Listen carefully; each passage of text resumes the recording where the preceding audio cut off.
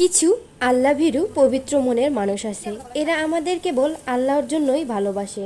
কোনো কল্যাণের কাজে আমাদের দেখলেই এরা উৎসাহ দেয়, ভুল করলে উপদেশ দেয়, পথে হোঁচট খেয়ে পড়ে গেলেও উঠিয়ে দেয়। তাদের দেখলে আমরা আল্লাহকে স্মরণ করি, যেন তারা আমাদের দূর থেকে দেখছে, এবং এদের থেকে দূরে চলে গেলেও আমরা এদের জন্য দোয়া করি। আর সাক্ষাৎ হলেও আমাদের ঈমান বেড়ে যায়, ইচ্ছে তীব্র হয়ে যায়। তো হ্যালো এভরিওয়ান, আসসালামু আলাইকুম। চলে আসলাম সরলাপা পেজ থেকে আরও একটি ব্লগ ভিডিও নিয়ে। তো আজকে ইফতারের আয়োজনে ছিল চিকেন ফ্রাই। এজন্য আমি প্রথমে চিকেনগুলো একটু শিলপাটাতে সেঁচে নিলাম, যাতে মশলাগুলো খুব ভালোভাবে মাংসের ভিতরে ঢুকে যায়। তো এ পর্যায়ে আমি মাংসের মধ্যে সব মশলা, আদা বাটা, জিরা বাটা, ধনিয়া বাটা, শুকনো মরিচ, সয়া সস, পাউডার দুধ ও একটা ডিম ভেঙে সুন্দরভাবে এটা হাত দিয়ে ম্যারিনেট করে রাখবো প্রায় 1 ঘন্টার মতো।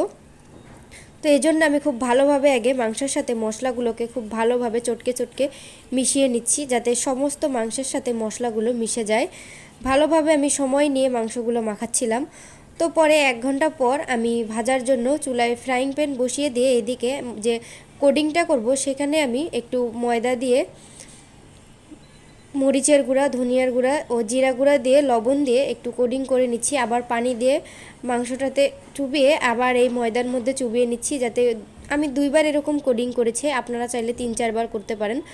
তো কোডিংটা আমি খুব ভালোভাবে সময় নিয়ে নিয়ে করে নিচ্ছিলাম, যাতে খুব সুন্দরভাবে আমার কোডিংটা হয়। তো এখন আমার ফ্রাইং প্যানে তেল গরম হয়ে গিয়েছে। আস্তে আস্তে আমি এগুলো ভাজার জন্য ফ্রাইং প্যানে দিয়ে দিব। আমি ছোট ছোট মাংসের পিস নিয়েছিলাম, শিলপাটায় সেঁচার জন্য একটু বড় হয়ে গিয়েছে।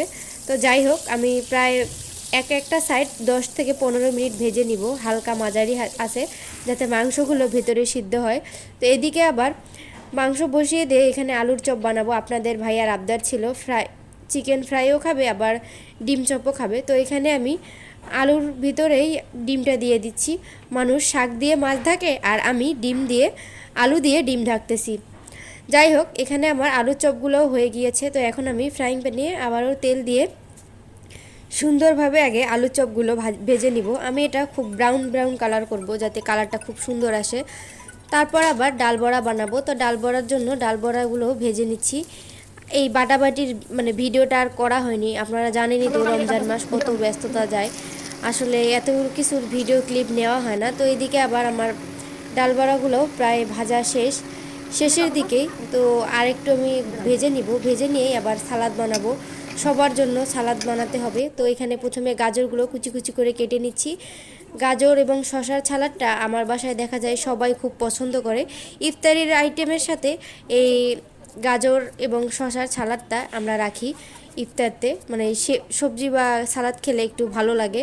তো যাই হোক, আজকের ভিডিওটা আপনাদের কেমন লাগলো অবশ্যই কমেন্ট করে জানাবেন। আসসালামু আলাইকুম।